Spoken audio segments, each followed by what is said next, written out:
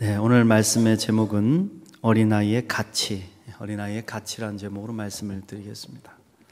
오늘 5월 가정의 날의 첫 주일이고요. 어린이 주일입니다. 이 어린이 주일의 유래는 1856년도 미국 매사추세츠주에 있는 연합교회에서 레오날드라는 목사님이 행한 예배로부터 시작이 됩니다. 이 목사님이 어린이들의 신앙을 굳건하게 하기 위해서 부모가 자신들의 자녀와 함께 예배드리는 날, 그런 날을 정해서 매년 6월 둘째 주일을 특별한 예배드리는 날로 정하고 아이들과 같이 예배를 드렸다는 거예요. 그래서 이날에 강단에다가 꽃을 장식을 했기 때문에 꽃주일이라고도 이름을 붙였고, 7세 된 아이들을 불러내서 각각 성경책을 선물로 주고 특별한 축복 기도를 해 줌으로써 어린이 주일이 이제 시작됐다고 합니다. 이게 우리나라에 전해지면서 우리나라는 5월 5일을 어린이날로 정해서 기념하고 있기 때문에 어린이날과 가장 가까운 주일을 어린이 주일로 정해서 함께 예배드리게 된 것입니다. 저는 오늘 어린이 주일을 맞이해서 우리 양천교회에 속한 모든 어린이들, 또 이 나라와 민족 가운데 있는 모든 어린이들, 아니 전 세계 속에 속한 모든 어린이들의 심령 위에 우리 예수님의 은혜와 사랑과 축복이 가득하기를 간절히 축원합니다. 매년 어린이 주일을 맞이해서 저는 우리 교회에 속한 어린이들의 가치를 다시 한번 생각해 보게 됩니다. 우리 아이들이 얼마나 귀한가. 여러분, 우리 교회에서 어린아이들의 가치는 얼마나 된다고 생각하십니까? 어찌 보면 교회에서 아이들의 가치는 그리 크지 않다고 생각할 수도 있어요. 왜냐하면 아이들은 시끄러워 예배에 방해가 되기도 하고, 또 여기저기 다니면서 교회 물건들을 망가뜨리기도 하고, 쓰레기도 함부로 버리고, 아이들이 전도를 많이 하는 것도 아니고 헌금을 많이 하는 것도 아니죠. 계속해서 교육하는 데 투자를 해야 되고, 자칫하면 아이들의 가치를 낮게 바라보기 쉬운 것입니다. 그게 교회죠. 그런데 아니다. 우리 예수님도 말씀하셨지만 우리 어린아이들의 가치는 무궁무진합니다. 천국과 같은 거예요. 그 속에 놀라운 하나님의 비전을 품고 있다는 겁니다. 우리 아이들이 자라서 어떤 위대한 인물이 될지 알 수가 없어요. 무엇보다도 우리 아이들은 우리 양천교회의 다음 세대를 책임질 보배들이다. 할렐루야. 이 아이들이 믿음으로 잘 자라느냐 그렇지 못하느냐에 따라서 우리 교회의 미래가 풍성할 수도 있고 침체될 수도 있어요. 그래서 제가 천안 목사님 계신데 우리 천안 목사님하고 이야기를 하는데 서로 교회가 교육부에 얼마를 투자하고 있는지 교육부 예산을 놓고 자랑을 하다가 우리 교회가 조금 못 미치는 것 같아서 내년에는 좀 더 올려야 되겠다, 이제 그런 생각을 하고 있어요. 저는 지금부터 6년 전인 2012년도에 이 가치 문제를 놓고 고민을 했었습니다. 당시 우리 교회의 아이들이 조금씩 늘어나고 있었기 때문이죠. 교인들이 늘어나면서 같이 아이들도 늘어나게 됐어요. 문제는 아이들이 예배드리는 그 장소가 부족하고 또 예배를 끝마치고 분방 공부를 하는 공간이 턱없이 없었다는 거예요. 그 당시 유아실은 지금 우리가 양쪽에 2개가 마련되어 있지만 그때는 이 본당 안쪽에 나무로 임시로 만든 유아실이 하나밖에 없었어요. 그리고 저쪽에 유아실은 유아실이라기보다는 방송실처럼 사용하고 있었고, 이쪽에 있는 데는 유리창이 없었고요. 제가 목양실로 사용하고 있었습니다. 그 방은 제가 목양실로 쓰던 방이에요. 그런데 그때 우리 운영위원들과 상의해가지고 본당 안쪽에 있는 유아실을 없애고 저쪽에 벽에 구멍을 뚫어서 유리를 채우고 거기를 유아실로 만들어 사용한 것이죠. 근데도 교회는 계속 좁아졌습니다. 무엇보다도 어린이들이 예배를 드리고 난 후에 분방 공부를 하는 방이 없어가지고 카페에서 모이고 새가족실에서 모이고 예배실에서 모이고 그러다 보니까 뭐 저기서 밥하는 소리가 막 들려, 칙칙칙칙거리는 막 밥 끓는 소리가 들리고 냄새는 올라오고, 카페에서는 어른들이 막 차를 마시면서 소리를 막 지르면서 웃고, 그 아이들이 뭐 도무지 공부를 할 수가 없는 거죠. 말씀을 잘 가르쳐주고 배워야 믿음 위에 굳게 설 텐데 선생님들도 아이들도 많은 스트레스를 받았습니다. 그래서 그때 제가 그런 말씀을 드린 적이 있어요.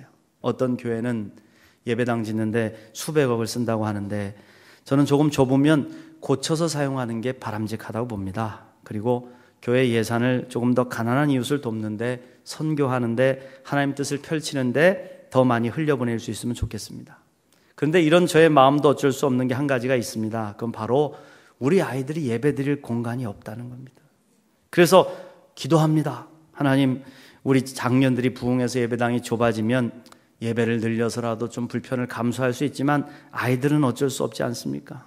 그래서 너무 견디기 어려울 때는 아이들을 위해 예배드릴 공간을 마련하게 해주십시오. 어른들을 위해서 건물을 짓는 교회가 아니라 아이들을 위해서 건물을 지을 수 있는 우리 교회가 되게 해주십시오. 이제 그렇게 기도를 했었습니다. 그때가 2012년도에 드렸던 기도죠. 지금 우리 교회는 아이들을 위한 교육관을 마련해서 사용하게 됐습니다. 할렐루야. 사랑하는 성도 여러분, 교인 2분이 있었던 우리 교회가 이렇게 부흥하게 되고 또 교회 학교가 사라져가는 이 시대에 아이들이 늘어나고 있다는 것이 얼마나 큰 은혜입니까? 우리 양천교회가 자라나는 우리 아이들의 가치를 최고로 여기고 우리 아이들을 신앙으로 양육하는데 아낌없이 힘을 쏟을 수 있는 그런 사람을 세우는 교회가 되시기를 간절히 축원합니다. 그렇다면 우리 예수님은 어린이들을 얼마나 가치 있게 생각하셨을까요? 몇 가지 성경 본문을 살펴보면서 예수님이 가지신 어린이들에 대한 생각을 한번 살펴보겠습니다. 첫 번째로 마태복음 18장 3절 말씀입니다. 이르시되 진실로 너희에게 이르노니 너희가 돌이켜 어린 아이들과 같이 되지 아니하면 결단코 천국에 들어가지 못하리라. 할렐루야. 예수님은 천국에 들어가는 기준, 천국에 들어가는 가치, 그 조건을 어린아이를 말씀하시고 계세요.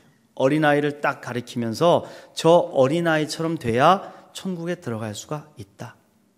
어린아이처럼 자기를 겸손히 낮추는 자가 천국에서 큰 자다, 그렇게 선포하셨습니다. 우리 그리스도인의 목표는 뭡니까? 그건 예수님을 닮아가는 것이죠.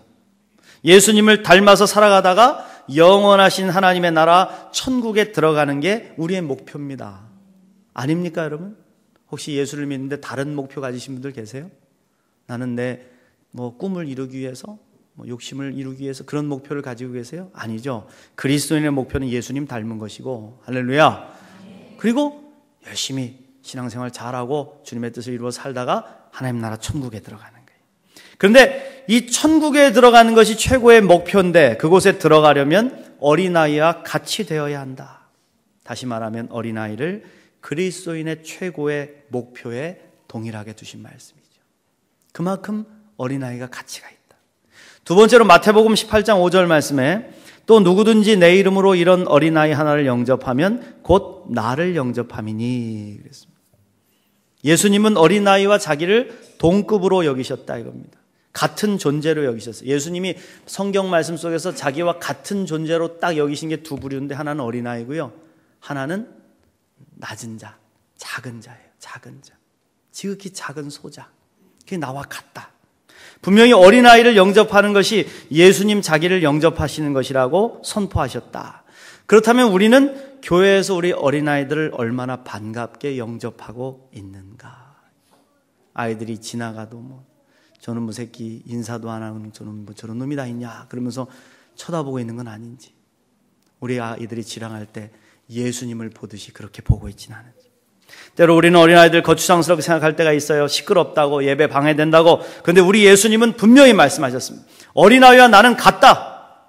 어린아이를 영접하면 나를 영접하는 것이다. 할렐루야. 이제부터 우리 교회는 우리 아이들을 볼 때마다 예수님을 보는 은혜를 누리시기를 축원합니다. 자신과 같은 가치를 부여하셨다는 것은 가장 높은 가치를 어린이들에게 주셨다는 것입니다. 그럼 예수님은 왜 이토록 어린이들을 소중히 여기셨을까요? 어린이들이 가지고 있는 어떤 모습이 우리에게 교훈을 주는 것일지, 오늘 어린아이의 모습을 통해 세 가지 교훈을 살펴보도록 하겠습니다. 첫 번째로 어린아이들은요, 꿈이 순수합니다. 꿈이 순수해요. 어린아이들의 꿈은 순수해야지 정답이에요. 우리 아이들은 조건을 보지 않고 꿈을 꾸는 순수함이 있어요. 그게 정답이에요. 그런데 요즘에 우리 아이들을 대상으로 꿈을 조사해 보니까 여러분 1위가 뭔지 아세요? 초등학교 아이들한테 조사한 거예요. 너 꿈이 장래 희망이 뭐냐? 1번이 뭔지 아세요? 공무원. 그래서 옛날에 대통령 무슨 과학자 이런 거 나오고 의사 이랬죠. 요즘은 공무원이래요. 애들이 얼마나 이게 어떻게 보면 세속화된 거예요. 2위가 뭔지 아세요? 네, 건물주. 건물주. 어떤 아이가 그런 말 했대요. 하나님보다 더 위대한 분이 건물주님이십니다. 그랬다는 거예요. 아마 임대 아파트 사는 아이들과 그렇지 않은 아이들을 구분하고 차별하는 이 세상에 대한 반응이겠지. 어른들이 만들어 놓은 차별과 편견과 물질 만능주의가 우리 아이들을 이렇게 병들게 했다는 겁니다. 사실 아이들이라면 이런 꿈을 꿔서는 안 됩니다. 아이들은 자유롭게 순수하게 꿈을 꿔야 돼요. 하늘을 날아다니는 왕자가 돼야 되고. 그는 나이를 먹어갈수록 사람들의 꿈은 구체화되고 현실화되고 점점점 쪼그라들게 되죠. 물론 터무니없는 꿈을 꾸는 게 좋은 것은 아니지만 순수한 꿈을 꾸어야 여러분 그 꿈을 하나님이 이루신다는 거예요. 어떠한 조건이나 욕심에 물들어 더럽히지 않은 순수함, 이거를 간직하고 있는 게 바로 어린아이들이다. 어린이들은 이런 꿈을 갖고 있어요. 하늘에 떠있는 무지개를 보면 손으로 잡고 싶다고 막 달려가고, 하늘에 떠도는 흰 구름을 보면 그 구름을 타고 멀리 날아가고 싶다는 소원을 아뢰고, 아빠를 보면 아빠를 닮다고 싶다, 엄마를 보면 엄마같이 되고 싶다. 우리 아들들도 옛날에는 아빠같이 되고 싶다 그랬어요. 근데 지금은 별로 아빠같이 되고 싶지 않은 것 같아요.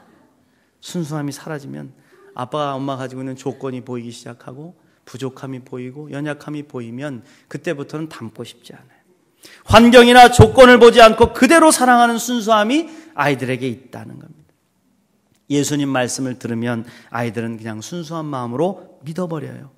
예수님 말씀을 들은 어린아이가 자기의 도시락을 예수님께 바쳐서 오병이어의 기적을 일으키지 않습니까? 아이에게 예수님이라면 그 도시락 가지고도 충분히 5천 명이 넘는 사람들이 먹고 남을 수 있다고 믿은 거죠. 그 꿈이 있었던 거죠. 제자들은 그거 가지고 뭘 하겠어? 택도 없답니다. 그러면서 어린아이를 조롱하는 그런 마음을 가졌지만 아이들은 그렇지 않아요. 아이들에게 이런 순수한 꿈이 있다는 거예요. 백화점왕 존 워너메이커라는 사람이 어린 시절에 다니던 교회가 있었대요. 이 교회가 너무 낡고 조만한 교회였다고 합니다. 특별히 교회로 들어가는 길이 늘 엉망이야. 포장이 되어 있지 않아가지고 진흙탕이 돼서 비만 왔다 하면 사람들이 막 빠지고 그러니까 교회를 안 가버리는 거예요. 비 오는 날 그러면 교회가 텅텅 비는 날이었다. 이 워너메이커가 자신이 그 길을 포장하고 싶다는 꿈을 꾸고 하나님 앞에 서원 기도를 합니다. 그리고 그날부터 열심히 아르바이트를 해요. 매일매일 아르바이트를 해서 번 돈 $1 중에서 블록을 한 장씩을 사다가 자기가 다니는 교회 앞에다 한 장씩 깔기 시작하는 거예요. 조그만 어린아이가 순수한 꿈을 가지고 길에다가 한 장 한 장 그 블록을 깔기 시작하는 순간에 이것을 지켜본 어른들이 감동을 받았어요. 그리고 헌금을 하기 시작합니다. 교회는 한 달 만에 길을 깨끗하게 포장했을 뿐만 아니라 낡은 교회 건물까지도 다 수리를 마쳤다 이겁니다. 할렐루야. 워너메이커의 순수한 꿈이 기적을 일으킨 것이죠. 어린아이들은 가능한데 왜 우리 어른들은 그렇게 하지 못할까? 우리는 순수한 꿈을 잃어버렸기 때문에. 내가 벽돌 한 장 사서 깐다고 뭐 특별한 일이 일어나겠어? 내 혼자 생고생해봤자 무슨 소용이 있겠어? 남들은 가만히 있는데 나 혼자 나서서 뭐 하겠어? 노력해봐야 뭐가 달라지겠어? 그게 우리 마음이 어른들의 마음. 그렇게 마음에 여러 가지 장애물들이 쌓여 있습니다. 그러니 순수한 꿈을 꾸지를 못하는 겁니다. 순수한 꿈은 모든 부정적인 마음과 태도를 지워버리고 우리를 일어서게 만드는 줄 믿습니다. 여러분, 순수한 소원을 품고 사는 게 귀한 거예요. 하나님은 우리의 가식적이지 않고 이기적이지 않은 순수한 소원을 이루어 주신다고 약속하셨어요. 시편 37편 4절 말씀에 저가 내 마음의 소원을 이루어 주시리로다. 할렐루야. 그 마음의 소원은 바로 순수한 꿈입니다. 이기적인 욕망이 아니고 자신을 위한 그러한 욕망이 아니에요. 세속에 때가 묻지 않은 어린아이처럼 맑고 순수한 소원. 사랑하는 성도 여러분, 저와 여러분의 꿈이 이 어린아이같이 순수한 꿈이 되시기를 축원합니다. 그 꿈을 좀 회복하세요. 그래서 주님이 친히 이루어 주시는 놀라운 은혜를 입고 사시기를 간절히 축원합니다. 두 번째로 어린아이들의 믿음은 순수하죠. 어른들은 계산적인 믿음을 가지고 있어요. 어린이들은 무조건 믿습니다. 그런 말 있잖아요. 어떤 아이가 하나님 아버지 비 오게 해주세요 하고 기도하고는 아침에 나갈 때 우산을 들고 나간다. 여러분 그렇게 들고 나가십니까? 하늘이 창창한데 아기가 우산을 막 들고 나가니까 엄마가 물어요. 우산은 뭐하러 들고 가냐? 이렇게 날이 좋은데. 그러니까 아기가 대답하더래요. 엄마는 비가 안 와가지고 농사가 안 된다고 걱정하면서 어제 밤새도록 목사님들과 함께 심야 철야기도 들어놓고 기도했잖아요. 오늘 비가 올 거예요. 그러면서 들고 나가더래요. 여러분 비 오게 해달라고 기도하고 우산 들고 나가십니까? 비 오게 해달라고 기도했으면 우산을 들고 나갈 수 있는 것이 어린아이의 순수한 믿음입니다. 우리가 이런 믿음이 없어요. 타락했어요. 순수한 믿음은 포도주가 떨어져 발을 동동 구를 때 항아리에 물을 가득 채우라는 주님의 명령에 그대로 순종하여서 물을 채우는 믿음이죠. 아브라함과 같이 갈 바를 알지 못하지만 이것저것 계산하지 않고 순종해서 나아가는 믿음이죠. 다니엘과 사드락과 메삭과 아벳느고 같이 펄펄 끓는 용광로 풀무불에 던져질 위기 앞에 섰어도 하나님을 향한 신앙의 절개를 버리지 않는 믿음이죠. 우리가 순수한 믿음을 가질 때 하나님께서는 우리의 이 믿음을 사용하신다 이거예요. 믿습니까? 사랑하는 성도 여러분, 우리 좀 순수하게 믿었으면 좋겠어요. 여러분 자신을 향해서, 가정을 향해서, 교회를 향해서 순수한 믿음을 좀 가지세요. 교회도 요즘에 참 어려워요. 목회하기도 힘들어요. 왜? 순수한 믿음의 꿈을 꾸는 사람들이 많지 않아요. 그런 믿음을 가는 사람이 많지 않으니까. 비전을 한번 선포하고 얘기하면 그 비전에 대해서 다각도로 막 여러 가지 의견들을 내서 그것은 안 됩니다. 빌립처럼 계산해가지고 이래서 안 되고 저래서 안 되고. 그게 참 어렵죠. 순수한 믿음은 가식적이거나 실패를 두려워하는 믿음이 아닙니다. 있는 그대로 믿고 실천하고 순종하며 나아가는 믿음입니다. 이 순수한 믿음을 가지고 하나님의 능력을 움직이며 살아가는 우리 모두가 되시기를 축원합니다. 마지막으로 어린이들의 사랑은 순수하다. 순수한 사랑, 조건 없이 주고 싶어하는 사랑. 아버지 엄마가 아무리 초라해 보여도 밖에 나가서 힘들게 노동을 하고 돌아와서 땀이 묻어 있어도 아기는 엄마를 안고 아버지를 안고 기뻐하고 뽀뽀해 주는 아이들과 같이 참 순수한 사랑을 여러분 많이 느끼잖아요. 요즘에 제가 조카 딸 할아버지가 돼가지고 가끔 보게 되는데 얘가 이렇게 남을 먹이는 걸 좋아해가지고 과일을 딱 깎아놓으면 포크로 콕 찍어가지고 가다가 줘요. 할아버지 먹으라고. 그럼 제가 탁 먹어 그러면 또 찍어다 줘요. 먹으면 또 막 박수 쳐주고 그냥 아낌없이 주는 거죠. 또 주고 또 주고. 우리는 친한 사람들 대소사에 경조비를 내면서도 마음으로 그러잖아요. 품앗이 하는 거야. 언젠간 되돌려 받을 거야. 그러면서 누가 결혼한다고 하면 장부부터 뒤지는 거예요. 이 사람이 왔나 안 왔나 확인 딱 하고 안 왔어? 나도 안 가. 왔어? 그러면 가. 얼마 했어? 3만 원? 그럼 나도 3만 원. 다 그러죠. 근데 어린아이들은 다릅니다. 그저 좋아서 만나고 사랑하는 친구를 위해 자기가 아끼는 것도 나눠줄 수 있고 심지어는 자기 입에 있는 것도 뽑아서 친구에게 줄 정도로 순수하죠. 그래서 아이들은 모든 삶이 놀이가 되는 거예요. 놀이예요. 즐겁습니다. 소풍 가듯이 가볍고 즐거운 마음으로 사는 것이죠. 슬픔이 없어요. 우리도 마찬가지 아니겠습니까? 우리가 언제 행복했습니까? 조건 없는 사랑을 순수하게 주고받을 때가 가장 행복하지 않았냐 이거예요. 조건 없이 순수하게 사랑을 주고받는 게 어린들의 세계고 우리 교회이고 천국의 모습이다. 할렐루야. 그렇습니다. 특별히 우리 교회가 베푸는 섬김과 사랑은 어린아이 같아야 돼요. 우리가 세상을 향해서 조건을 바라고 대가를 바라는 섬김과 봉사를 한다면 그건 결코 주님의 뜻이 아니라는 거예요. 우리가 순수한 사랑을 주고받을 때 하나님께서 기뻐하시고 우리들의 삶에 복을 주십니다. 그럼 어떻게 어린아이가 순수한 사랑을 주고받을 수 있을까? 그건 오늘 예수님이 하신 말씀 4절의 정답이 있습니다. 보시면 그러므로 누구든지 이 어린아이와 같이 자기를 낮추는 사람이 천국에서 큰 자니라. 할렐루야. 우리가 순수한 사랑을 하지 못하는 이유는 교만하기 때문이에요. 자기를 낮추고 겸손하면 순수하게 사랑할 수 있는데 내가 높고 너보다 더 잘났다고 생각하는 교만이 있기 때문에 순수할 수 없는 거예요. 내가 더 높다고 생각하는 사람은 사랑을 베푼다고 생각해. 해준다고 생각해. 내가 높은 사람이 돼서 너에게 은혜를 베풀었으니까 너는 감사할 줄 알아야 되고 고마워할 줄 알아야 된다. 그래서 반응이 없으면 실망하고 고마워하지 않으면 미워하고 그리고 다시는 너 도와주지 않겠다. 그러는 것이지. 조건을 가지고 사랑하기 때문에. 그러나 겸손하게 자기를 낮추는 사람의 마음, 어린아이의 마음은 어떤 사랑을 주어도 아깝지 않습니다. 오히려 상대방을 높이. 당신은 그런 대접을 받을 만한 자격이 있어요. 당신이 나보다 더 높아요. 당신이 나보다 더 사랑받아야 돼요. 당신이 나보다 더 잘 돼야 돼요. 당신이 나보다 더 행복해야 돼요. 이게 예수님의 마음이고 천국의 마음이다. 할렐루야. 여러분 그렇습니다. 순수한 사랑의 조건은 겸손으로부터 비롯되는 것이다. 예수님의 제자들을 보십시오. 그들은 서로가 자기가 높다고 교만한 모습을 보였어요. 그러면서 예수님께 와가지고는 천국에서 누가 더 크고 높은 사람입니까? 이미 지들이 천국에 들어간 것 같이.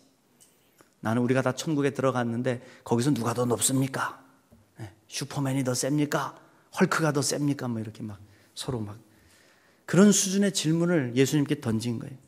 그러자 예수님 어떻게 하셨습니까? 갑자기 어린아이 하나를 불러서는 제자들 가운데 우뚝 세우시는 거예요. 당시 어린아이는 사람 숫자로도 치지 않았던 약한 존재입니다. 그런데 그런 어린아이를 중심에 우뚝 세우시고는 그 어린아이를 딱 가리키면서 말씀하시는 겁니다. 얘들아 잘 들어라. 너희들이 이 어린아이처럼 되지 않으면 결코 천국에 들어가지 못할 거야. 너희들이 천국에 이미 들어갔다고 생각하고 그곳에서 누가 더 높으냐고 쓸데없는 소리 하는데 이 어린아이를 봐라. 이 어린아이 같지 않으면 너희들 천국에 들어갈 꿈도 꾸지 마라. 못 들어간다. 그렇게 말씀하신 거예요.